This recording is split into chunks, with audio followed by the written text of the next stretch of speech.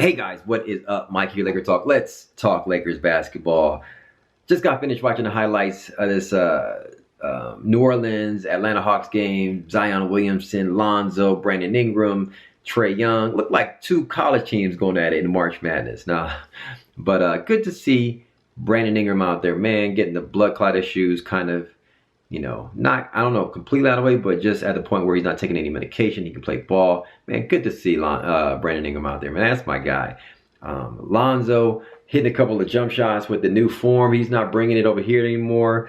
I don't think, from what I saw, he hit a few, with the new form jump shot. He looked the same though, a guy that kind of like really looks the same. Like he didn't evolve his game, in my opinion, from what I saw.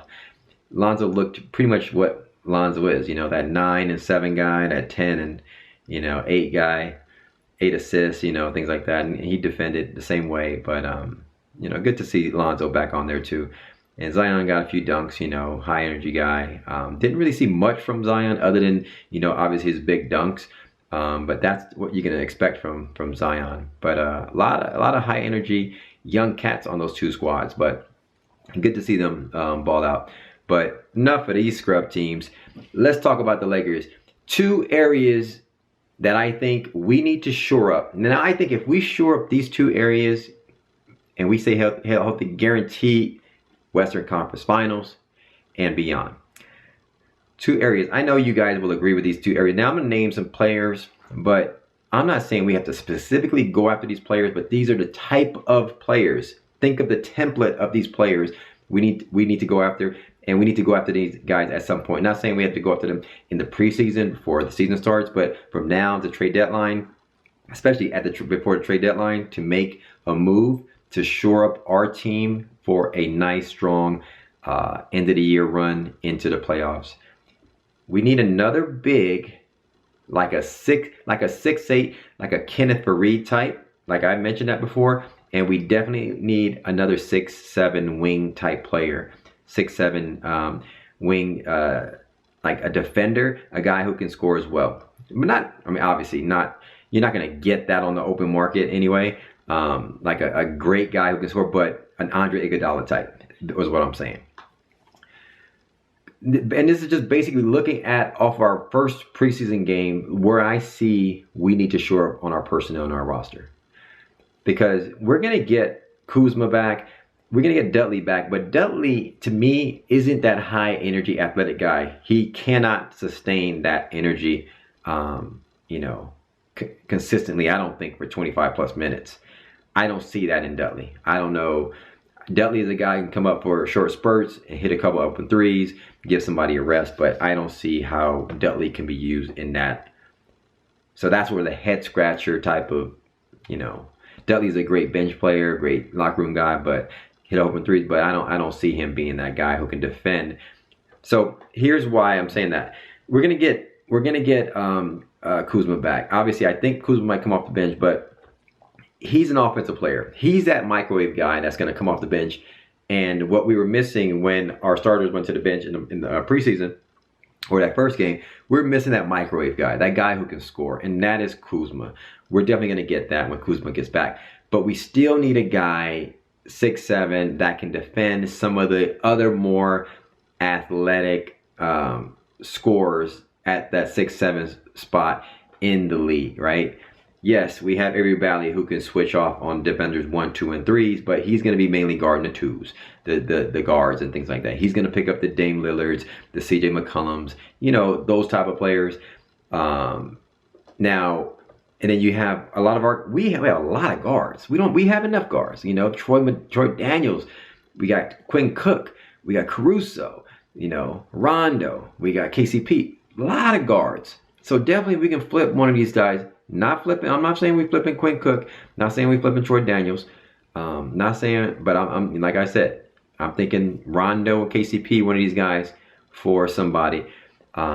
For another, 6'7" wing defender, I think, who's going to help us with those guys like the Paul Georges of the world, or some of these other teams that have more longer 6'7" wing type players. That I think that's what I saw missing, because we're not going to get that from Kuzma as well. on the defensive end. He's gonna be more focused on scoring, and that's his forte. And that's what he should, you know, just worry about getting buckets. And we just need another guy to kind of short it. Now, and then when I saw from Dwight Howard, one thing I didn't mention in my last video was, and a lot of people mentioned it, I got to give Dwight Howard some props. You know, he's stiff. He's coming off a long season where he didn't play, back surgery, had a lot of back issues last year, and he came in and I said he looked stiff, and he did. But for the most part, he did what he had to do. He came in, he almost got a double-double, 9 and 9, and that's pretty much, you know, what I was getting at, what my reaction was from Dwight Howard was when I saw him like in a YouTube video at Venice Beach. He looked lean and he looked like he was flying off of his feet. Like, damn, who's this dude? And right, and then when he got in, when I saw him in the preseason, it felt like he couldn't move as quick, you know.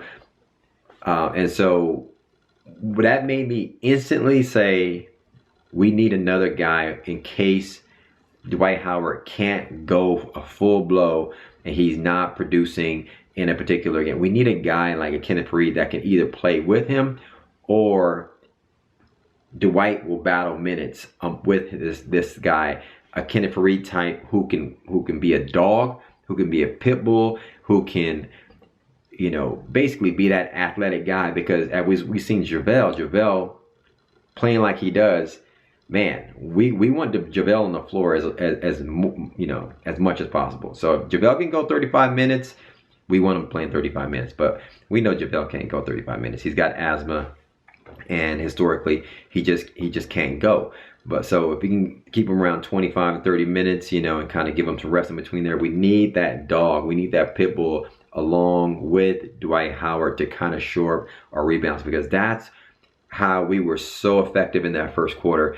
When these guards and these other teams take shots and they're going to miss because we are good defensively, they're not going to get a lot inside on LeBron, AD, and JaVale. And, you know, when they take a lot of jump shots and they miss, we need bigs and guys to clean it up.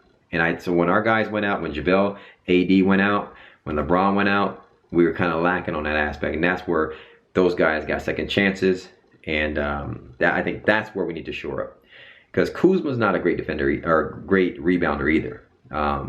So those two areas, the Kenneth Faried, pit bull, rebounder, defender, to clean up the glass, to help us secure those rebounds, and that 6'7" guy. Now, I threw out Iguodala. Just think of the template of this guy. Think of the template of a Kenneth Faried. Montrezl Harrell is the guy, just like that template. Looks like a Kenneth Faried type. That's what I'm talking about. Guy who is just going to come in and fit in, not worry about getting offensive, you know, buckets and things like that, but just a guy who can just be that dog. And so that's what I see within our personnel and our roster, that if we clean that up, we can definitely shore some things. But I see us looking at those areas from now until trade deadline. If we do that, it's a lock, guaranteed. So other than that, you know, obviously we got to wait to see what Kuzma, what Dudley, and how our team looks when all our guys are healthy with Quinn Cook and things like that, and how the rotation fits in and sets in, and who kind of, you know, plays in those different roles. But other than that, that's what I was thinking about. Anyway, thanks for watching, guys. That's what I got today, man. Upset about my Dodgers, man. We lost again, but we had a good game yesterday. Just saw a little clip of that Bosa, that dude from 49ers, planted the flag on Baker. That was dope. Anyway, hit me up in the comments below. Let me know your thoughts, man. Thanks for commenting, liking, and subscribing. Lakers off to China as well too, so more to come on that. We play in a couple days, but anyway, hit me up in the comments below. Let me know your thoughts. Thanks for commenting, liking, subscribing. As always, follow me on Twitter and Instagram at MikeSportsLA. I'll holler at you guys at the next video. Peace.